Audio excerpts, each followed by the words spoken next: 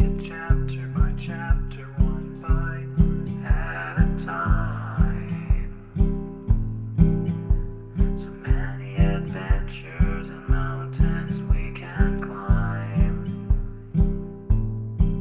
Take it word for word, line by line, one bite at a time.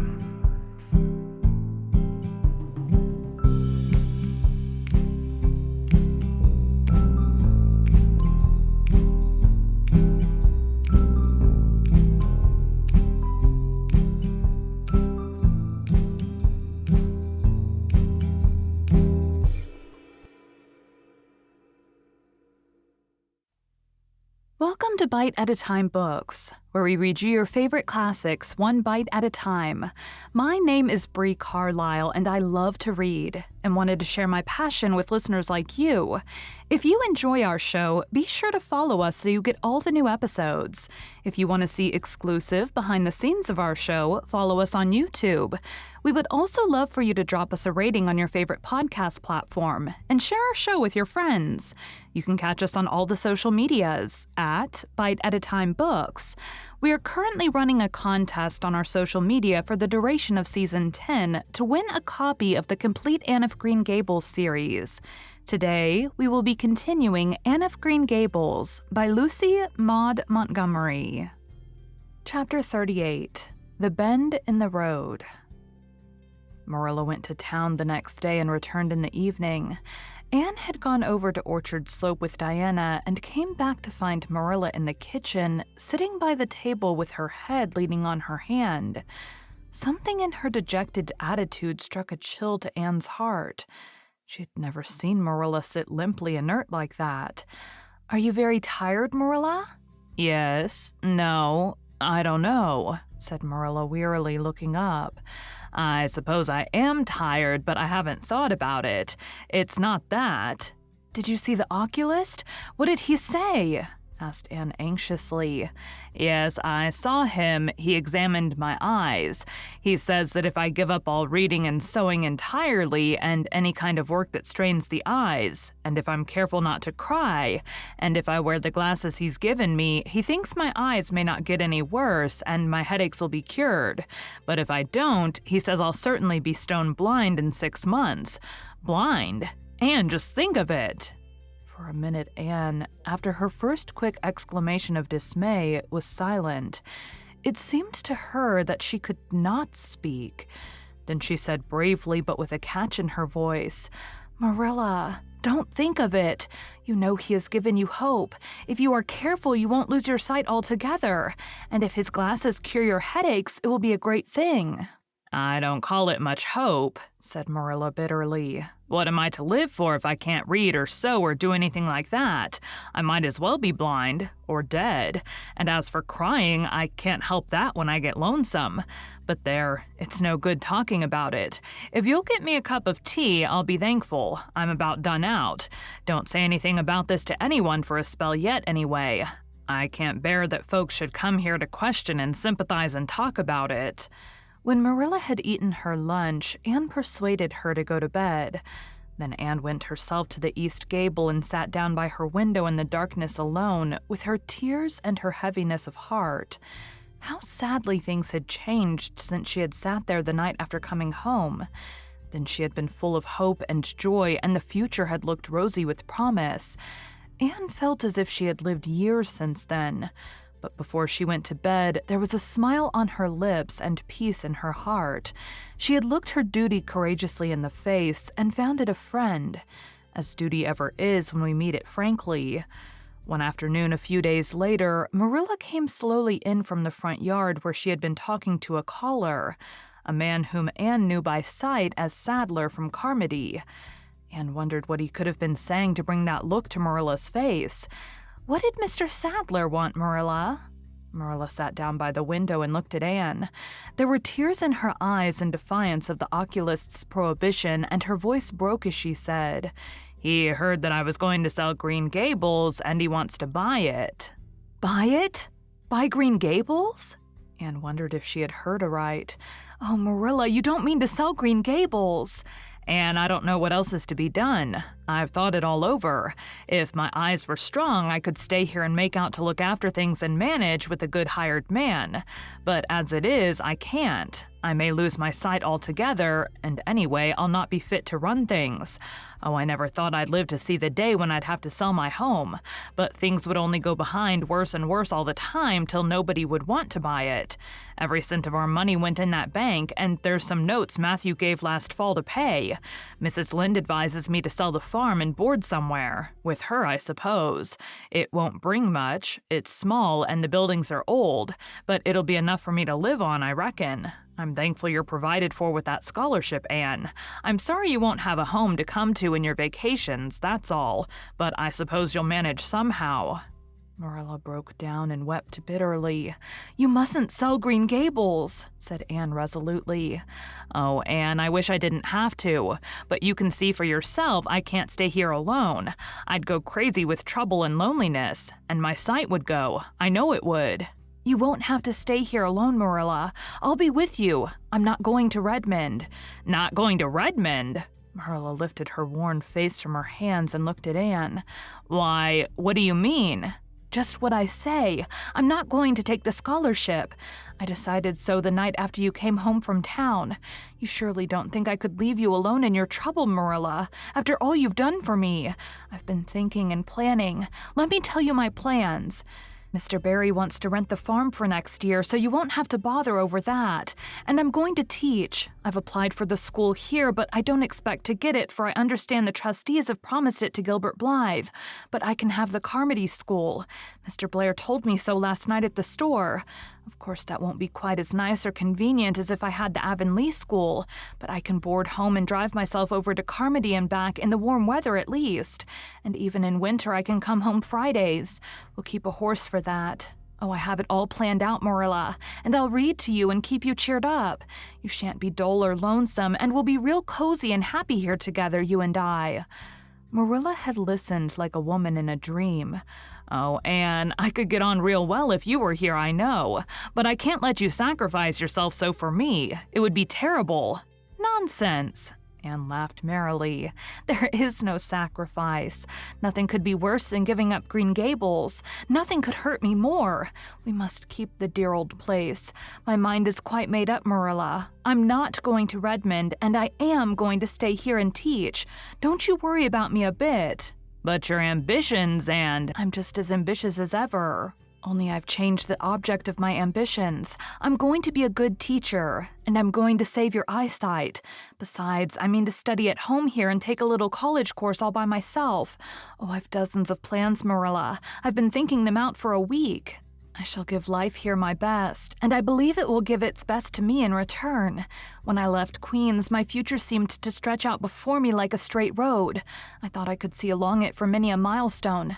Now there is a bend in it. I don't know what lies around the bend, but I'm going to believe that the best does. It has a fascination of its own, that bend, Marilla. I wonder how the road beyond it goes, what there is of green glory and soft checkered light and shadows, what new landscapes, what new beauties, what curves and hills and valleys further on. I don't feel as if I ought to let you give it up, said Marilla, referring to the scholarship. But you can't prevent me. I'm 16 and a half, obstinate as a mule, as Mrs. Lynde once told me, laughed Anne. Oh, Marilla, don't you go pitying me. I don't like to be pitied, and there's no need for it. I'm heart glad over the very thought of staying at dear Green Gables. Nobody could love it as you and I do, so we must keep it. You blessed girl, said Marilla, yielding. I feel as if you'd given me new life. I guess I ought to stick out and make you go to college, but I know I can't, so I ain't going to try. I'll make it up to you, though, Anne. When it became noised abroad in Avonlea that Anne Shirley had given up the idea of going to college and intended to stay home and teach, there was a good deal of discussion over it. Most of the good folks, not knowing about Marilla's eyes, thought she was foolish. Mrs. Allen did not. She told Anne so in approving words that brought tears of pleasure to the girl's eyes. Neither did good Mrs. Lynde. She came up one evening and found Anne and Marilla sitting at the front door in the warm-scented summer dusk. They liked to sit there when the twilight came down and the white moths flew in about the garden and the odor of mint filled the dewy air. Mrs. Rachel deposited her substantial person upon the stone bench by the door, behind which grew a row of tall pink and yellow hollyhocks, with a long breath of mingled weariness and relief. "I declare, I'm getting glad to sit down. I've been on my feet all day, and 200 pounds is a good bit for 2 feet to carry around. It's a great blessing not to be fat, Marilla. I hope you appreciate it. Well, Anne, I hear you've given up your notion of going to college. I was real glad to hear it. You've got as much education now as a woman can be comfortable with. I don't believe in girls going to college with the men and cramming their heads full of Latin and Greek and all that nonsense." "But I'm going to study Latin and Greek just the same, Mrs. Lynde," said Anne, laughing. "I'm going to take my arts course right here at Green Gables and study everything that I would at college." Mrs. Lynde lifted her hands in holy horror. "And surely you'll kill yourself." "Not a bit of it. I shall thrive on it. Oh, I'm not going to overdo things. As Josiah Allen's wife says, I shall be medium, but I'll have lots of spare time in the long winter evenings, and I've no vocation for fancy work. I'm going to teach over at Carmody, you know." "I don't know it. I guess you're going to teach right here in Avonlea. The trustees have decided to give you the school." "Mrs. Lynde!" cried Anne, springing to her feet in surprise. "Why, I thought they had promised it to Gilbert Blythe." "So they did, but as soon as Gilbert heard that you had applied for it, he went to them. They had a business meeting at the school last night, you know, and told them that he withdrew his application and suggested that they accept yours. He said he was going to teach at White Sands. Of course, he knew how much you wanted to stay with Marilla, and I must say I think it was real kind and thoughtful in him, that's what. Real self-sacrificing, too, for he'll have his board to pay at White Sands, and everybody knows he's got to earn his way through college, so the trustees decided to take you. I was tickled to death when Thomas came home and told me." "I don't feel that I ought to take it," murmured Anne. "I mean, I don't think I ought to let Gilbert make such a sacrifice for me." "I guess you can't prevent him now. He's signed papers with the White Sands trustees, so it wouldn't do him any good now if you were to refuse. Of course you'll take the school. You'll get along all right, now that there are no pies going. Josie was the last of them, and a good thing she was, that's what. There's been some pie or other going to Avonlea School for the last 20 years, and I guess their mission in life was to keep school teachers reminded that Earth isn't their home. Bless my heart, what does all that winking and blinking at the Barry Gable mean?" "Diana is signaling for me to go over," laughed Anne. "You know we keep up the old custom. Excuse me while I run over and see what she wants." Anne ran down the clover slope like a deer and disappeared in the furry shadows of the haunted wood. Mrs. Lynde looked after her indulgently. "There's a good deal of the child about her yet in some ways." "There's a good deal more of the woman about her in others," retorted Marilla with a momentary return of her old crispness. But crispness was no longer Marilla's distinguishing characteristic. As Mrs. Lynde told her Thomas that night, "Marilla Cuthbert has got mellow, that's what." Anne went to the little Avonlea graveyard the next evening to put fresh flowers on Matthew's grave and water the Scotch rosebush. She lingered there until dusk, liking the peace and calm of the little place, with its poplars whose rustle was like low friendly speech, and its whispering grasses growing at will among the graves. When she finally left it and walked down the long hill that sloped to the Lake of Shining Waters, it was past sunset, and all Avonlea lay before her in a dreamlike afterlight, a haunt of ancient peace. There was a freshness in the air as of a wind that had blown over honey-sweet fields of clover. Home lights twinkled out here and there among the homestead trees. Beyond lay the sea, misty and purple with its haunting, unceasing murmur. The west was a glory of soft mingled hues, and the pond reflected them all in still softer shadings. The beauty of it all thrilled Anne's heart, and she gratefully opened the gates of her soul to it. "Dear old world," she murmured, "you are very lovely, and I am glad to be alive in you."